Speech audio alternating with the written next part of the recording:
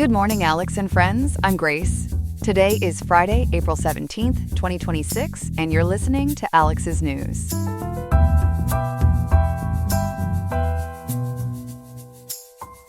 In Riverside today, we are looking at a comfortable high of 73.2 degrees, while the temperature will drop to a low of 51.8 degrees.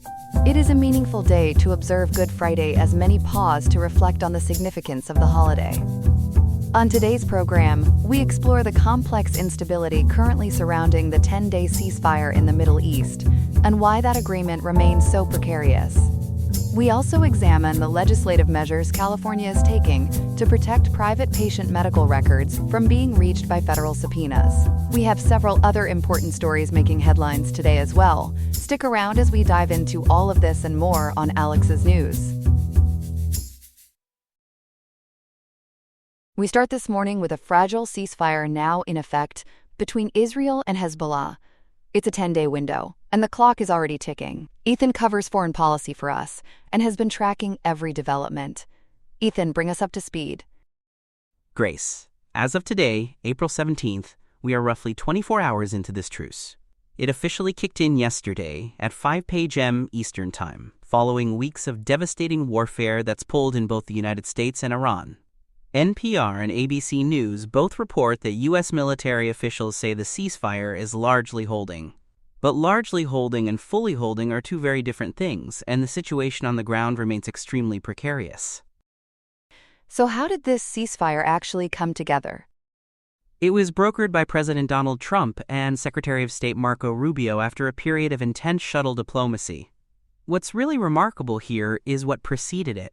Spectrum News and CNN report that the deal followed the first direct diplomatic engagement between the ambassadors of Israel and Lebanon in Washington, D.C., in over 30 years. That alone tells you how significant this moment is. These two countries simply haven't talked at that level in decades. And now there's talk of a White House summit?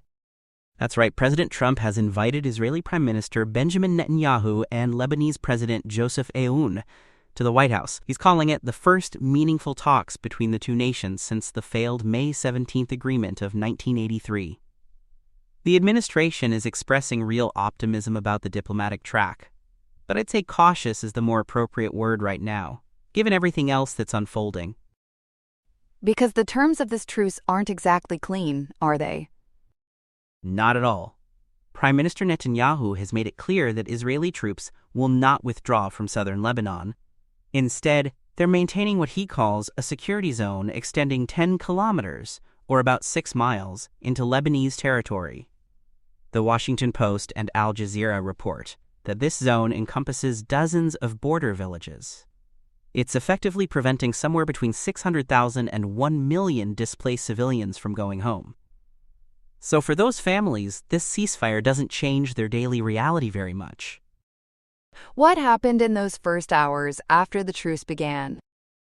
The Associated Press and CBS News report that celebratory gunfire rang out across Beirut the moment the ceasefire took effect, but that optimism was short-lived. Just 30 minutes in, reports surfaced of Israeli shelling in the villages of Khiam and Dabin. The Lebanese National News Agency also documented intermittent gunfire, which the Lebanese army formally characterized as a violation. So you've got this strange duality of people celebrating in one part of the country while shells are still falling in another. How is Hezbollah responding to all of this? Hezbollah has asserted that the continued presence of Israeli troops on Lebanese soil grants them the right to resist, that's their phrase. And it's a significant statement because it leaves the door wide open for renewed fighting. Making matters worse, Human Rights Watch and Amnesty International suggest the IDF has engaged in what they describe as a scorched earth policy within that 10-kilometer zone.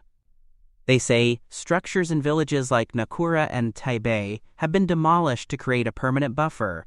International legal experts cited by the International Commission of Jurists have warned that this continued occupation and destruction of infrastructure may constitute war crimes. Now, this ceasefire in Lebanon doesn't exist in isolation. There's a much bigger confrontation with Iran still underway. Exactly. Fox News and The Guardian report that Operation Epic Fury, which launched on February 28th of this year, remains fully active. This is a major U.S.-led naval campaign against Iran. U.S. Central Command, known as CENTCOM and led by Admiral Brad Cooper, is utilizing over 10,000 personnel, 12 warships, and 100 aircraft to enforce a blockade on Iranian ports. The goal is to pressure Tehran into a permanent nuclear agreement. CENTCOM reported turning back 14 merchant ships in just the first 72 hours of enforcement, which effectively halted Iran's maritime economic trade. How has Iran responded to that blockade? Iranian Major General Ali Abdullahi has threatened to retaliate by blocking the Bab el-Mandeb in the Red Sea and other vital shipping routes in the Persian Gulf. That would be a massive escalation because those waterways are critical to global commerce.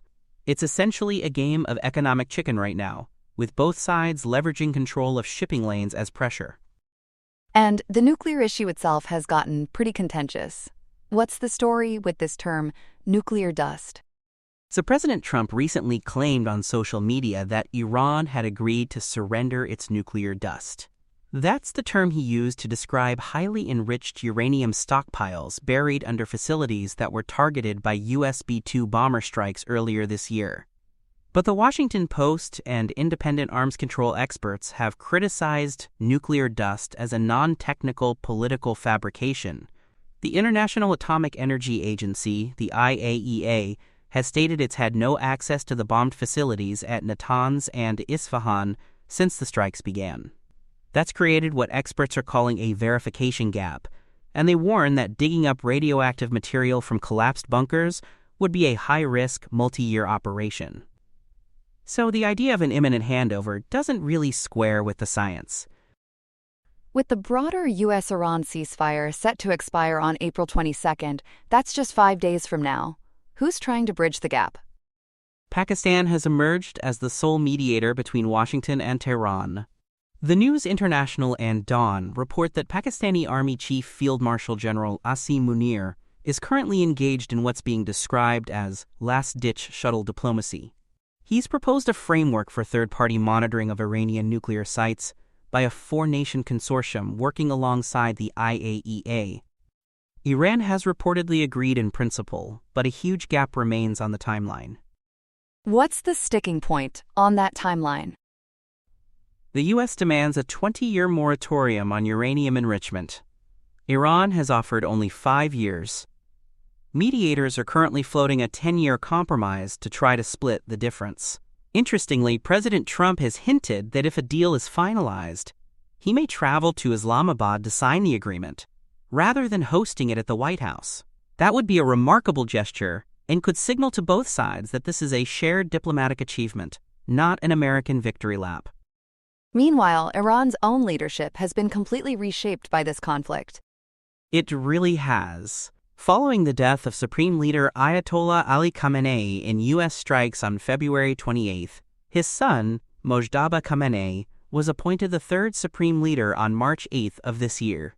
The New York Times and Al Jazeera report that the Assembly of Experts faced significant pressure from the Islamic Revolutionary Guard Corps, the IRGC, to ensure a hereditary transition. The reasoning was to maintain military continuity during wartime.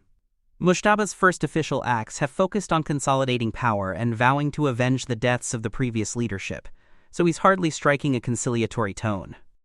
Ethan, what do we know about the human toll of all of this? The numbers are staggering, Grace. The Associated Press, via the Beaumont Enterprise, provides these casualty estimates. In Iran, at least 3,000 people have been killed. In Lebanon, over 2,100 killed and 1 million displaced. Israel has lost 23 people, including 12 soldiers. And the United States has lost 13 service members. Every one of those numbers represents a family that's been torn apart by this conflict. And the economic ripple effects have been significant too. They have. The closure of the Strait of Hormuz initially sent oil prices skyrocketing around the world. News of the 10-day ceasefire did cause a slight dip in prices and actually led U.S. stocks to hit record highs, but that relief could be very temporary. The White House views this 10-day window as critical breathing room. If General Munir cannot bridge the gap between U.S. naval pressure and Iranian demands for sanctions relief before that April 22nd deadline, U.S. officials have warned that the military is prepared to restart combat operations. So the next 5 days could determine whether this becomes a lasting peace or just a pause. Lot riding on a very short clock. Ethan, thank you for walking us through all of that. Of course, Grace. We've got one more story to get to this morning, so stay with us. Our second story this morning is a major constitutional clash between the Trump administration and the state of California. It's over federal efforts to obtain medical records tied to abortion and gender-affirming care. Chloe, walk us through what's happening here.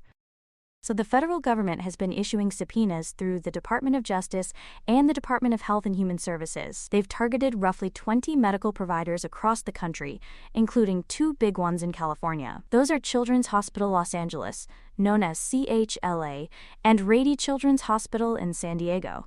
According to LAist, the Trump administration says it's investigating healthcare fraud and false statements. Healthcare fraud. What does the administration say is actually fraudulent? The federal theory is that some providers have been using off-label diagnosis coding to get insurance coverage for treatments like puberty blockers. Essentially, the claim is that doctors are filing misleading paperwork. But here's the thing. Multiple news outlets report that federal judges have largely quashed these subpoenas, calling them fishing expeditions motivated by bad faith. And no documented evidence of fraudulent billing has actually been produced in any of these cases. So courts have been skeptical of these subpoenas from the start? Very skeptical. LAist reported that back in January 2026, the DOJ was forced to drop its pursuit of records for over 3,000 transgender youth at Children's Hospital Los Angeles. That happened after a settlement was reached. So the federal government came in aggressively, courts pushed back hard, and providers were caught in the middle wondering what to do next. That pressure is really what set the stage for California's legislative response. And that response is a bill called Assembly Bill 1930. What does it actually do? AB 1930 is co-sponsored by Attorney General Rob Bonta and authored by Assemblymember Rick Chavez-Zibir, a Democrat from Los Angeles. According to the North Coast Journal and Cal Matters, it essentially tells California medical providers they shall not comply with federal or out-of-state subpoenas for what the bill calls legally protected healthcare activity. That means abortion or gender-affirming care. But it's not a blanket refusal. Instead, it sets up a strict process providers have to follow before they can hand anything over. What does that process look like in practice? It starts with a notification requirement. Within 7 days of receiving a subpoena, a provider must notify the California Attorney General, the patients involved, and any affiliated healthcare workers. Then there's a 30-day cooling period where the Attorney General reviews the demand before the provider can even think about complying. On top of that, whoever seeking the records has to submit an affidavit declaring the investigation isn't intended to punish someone for receiving care that's protected under California law. If a provider skips all of that and just hands records over to federal authorities, they face state civil penalties of up to $15,000 per violation. That's a lot of new obligations for hospitals and clinics. Is this California's first attempt at something like this? No, and that's important context. California already has shield laws on the books, specifically AB 1242 and SB 107, which offered some protections. But AB 1930 is a significant escalation. Cal Matters describes it as an attempt to build a permanent legal shield around patients and providers. It goes much further than anything the state has tried before. Now, I imagine there are serious legal questions about whether a state can actually block federal subpoenas. Absolutely, and that's where this gets really thorny. The Supremacy Clause of the U.S. Constitution generally says federal law overrides state law. Dean Erwin Chemerinsky of UC Berkeley Law pointed out in LAist's reporting that this creates what he calls a liability trap for doctors. On one side, if a doctor ignores a federal subpoena, they could face contempt of court, obstruction of justice charges, or even imprisonment. On the other side, if they comply without the California Attorney General's permission, they're looking at massive state fines and potentially losing their state medical license. So doctors are essentially stuck, no matter what they do? That's the fear. And it's not just legal scholars raising the alarm. The California Chamber of Commerce has criticized the bill, arguing it forces businesses to violate federal law. There was also testimony from a detransitioner named Lila Jane, who argued that laws like this could shield doctors from malpractice accountability. But supporters of the bill push back on that last point. They say AB 1930 includes specific exceptions for professional discipline, meaning it wouldn't block legitimate negligence claims or state-level criminal investigations. You mentioned Rady Children's Hospital earlier. That situation sounds like it's become a real flashpoint. It really has. Rady is probably the most visible casualty of this entire conflict. In early 2026, the hospital announced it would halt gender-affirming medical services for minors. Hospital leadership said they faced an existential threat to their federal funding. And you can understand why when you look at the numbers. Medi-Cal, which is California's Medicaid program, accounts for 37% of Rady's revenue. That's roughly $1.34 billion. Losing access to that money could genuinely threaten the hospital's ability to operate. How did the state respond to Rady's decision to stop those services? Attorney General Rob Bonta filed a lawsuit in January 2026. He alleged the hospital violated its 2024 merger agreement with the Children's Hospital of Orange County, known as CHOC. That merger deal required Rady to maintain specialty services through 2034. As of today, April 17, 2026, a San Diego Superior Court judge has ordered Rady to continue providing non-surgical care, specifically hormone therapy and puberty blockers, until at least April 27th. That's when a preliminary injunction hearing is scheduled. So the court is keeping those services going for now, at least for the next 10 days or so. Right. But the April 27th hearing could change the picture significantly. It's one of several dates people are watching closely. The underlying tension hasn't gone away. Rady is still caught between the state telling them they must provide care and the federal government threatening funding if they do. There's also a Supreme Court case that plays into all of this, isn't there? There is, and the timing matters. On March 31, 2026, the U.S. Supreme Court ruled 8-1 in Chiles versus Salazar that bans on conversion therapy for minors likely violate the First Amendment. The Redwood City Pulse reported on this through Ground News. The ruling has supercharged the national debate over whether talk therapy is protected speech or regulated medical conduct. For states like California that have used their regulatory authority to protect LGBTQ+ youth, this decision is seen as a real blow. It adds another layer of complexity to California's broader fight against federal intervention. An 8-1 ruling is pretty decisive. That must worry advocates on the state level.